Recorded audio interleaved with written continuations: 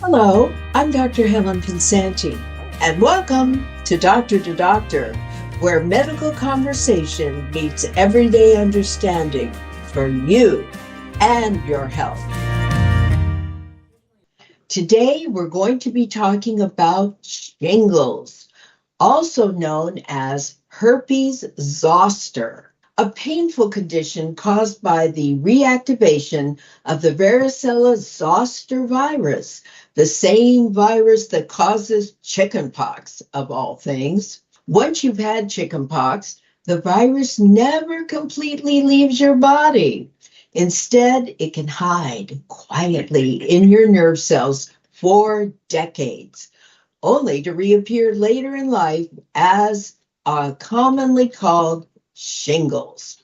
To help us understand what causes it, how it's treated, and what's new in prevention and management, I'm joined by my friend and colleague, Dr. Bryn Henderson, a board-certified physician and leader in regenerative medicine.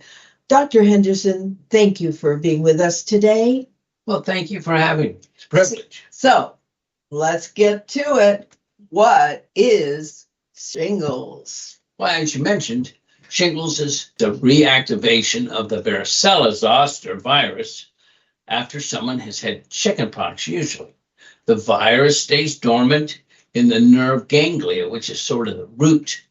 Later in life, due to factors like aging or weakened immunity, it can reactivate, travel along the nerve, and cause a painful, blistering rash that follows the path of that nerve, or dermatome.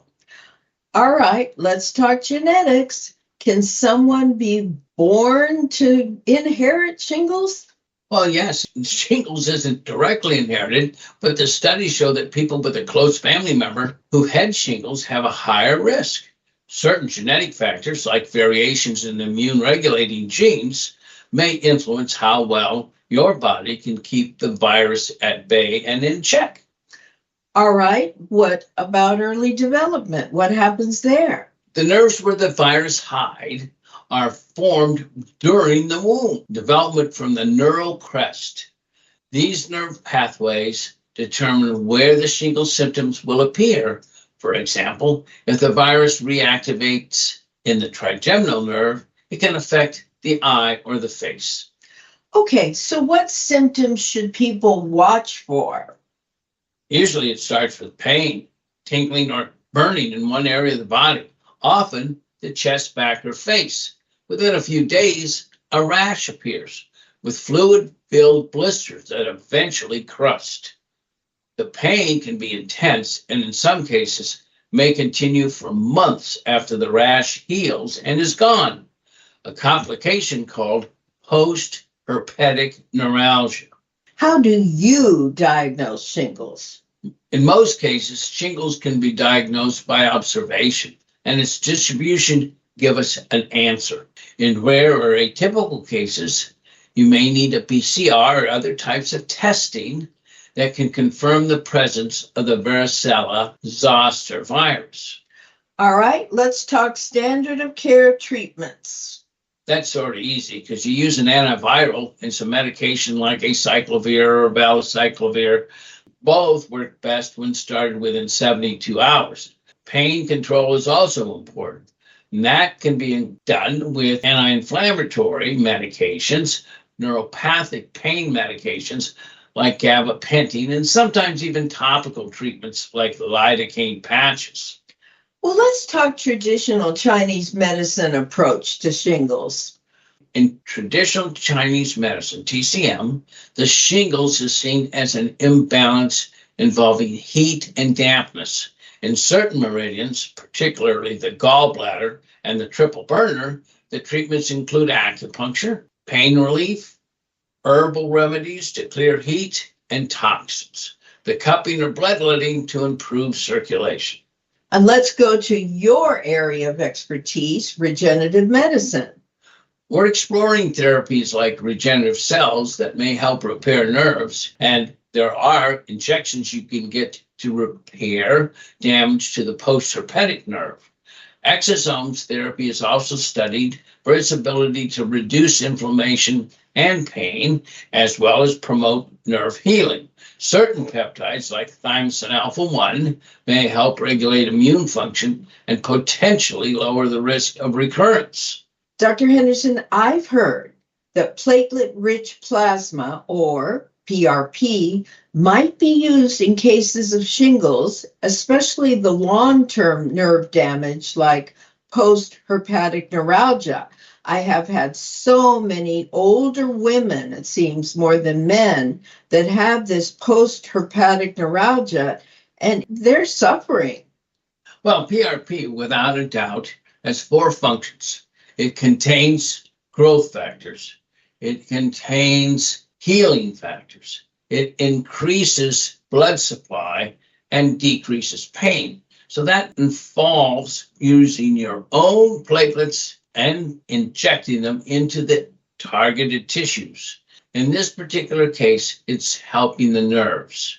These platelets release growth factors and bioactive proteins that can promote nerve regeneration, reduce the inflammation, and support tissue healing. In the context of shingles, especially when the nerve injury leads to chronic pain, PRP helps restore nerve function and decrease that discomfort. All right, so you talked about injecting the PRP to target tissues. Do you do it right into the rash? Do you do it around the edge of the rash? What are you talking about target tissue? The source of the illness is in the root of the nerve. So you target the root of the nerve. Usually it's adjacent to the spinal cord, wherever the nerve is affected. You go to as far back into the cause of the root as you can and inject it. It doesn't do a lot of good to inject it peripherally. You have to get it to the cause of the infection. And the other thing you can do with this is you got to watch your temperature. So what can patients do at home to help themselves? Good question. You keep that rash clean, dry, wear loose clothing, avoid scratching, stay cool. Hot showers will kick that up like it's a red flag. It hurts so much. Managing stress, getting enough rest, and following a healthy diet also support immune function. Importantly, a vaccination with a recombinant zoster vaccine can significantly reduce the risk of shingles and its complications. Let's talk about this vaccine. When it first came out, there was this rule that if you had had an episode or an outbreak of shingles before you were 60 years old, you were not a candidate for this shingles shot, shall we call it.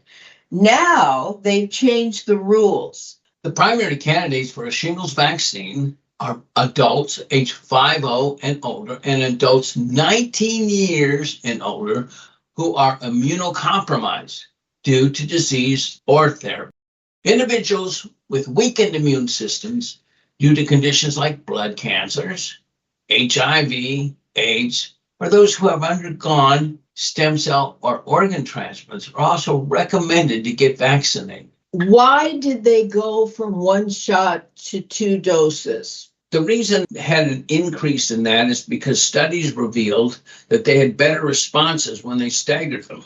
All right, so what's the outlook for people with shingles? Most people recover fully within a few weeks. Some have experienced longer and have lasting nerve pain. Early treatment helps shorten the illness and the complications. Prevention through a vaccine is a game changer, especially for adults over 50 and those with weakened immune systems. What's your mnemonic for shingles care? It's easy. It's pain-free. P stands for? Prompt antiviral treatment. A. Avoid scratching to prevent infection. I. Immune system support through diet and rest. N. Nerve pain management. F. Follow up if pain persists beyond rash healing. R. Rash, hygiene, and protection. E. Eye checks for facial shingles. E. Early vaccination for prevention. Well, thank you, Dr. Henderson, for sharing your expertise on shingles and the importance of early treatment and prevention. If you or someone you know has shingles, seek care right away. And if you're eligible, talk to your doctor about the shingles vaccine. So thank you for being with us. If you would like to see Dr. Bryn Henderson in person, I encourage you to call 714-639-4013. His office is at 615 East Chapman Avenue in Orange, California. That's in Orange County, California. And if you'd like to get in touch with me, go to my website, www.askdrhelen.com. That's www.askdrhelen.com. Until next time, I'm Dr. Helen Pinsanti. This is Doctor to Doctor, where real doctors share innovative information to bring hope to you for your health. Join us next time. Bye for now.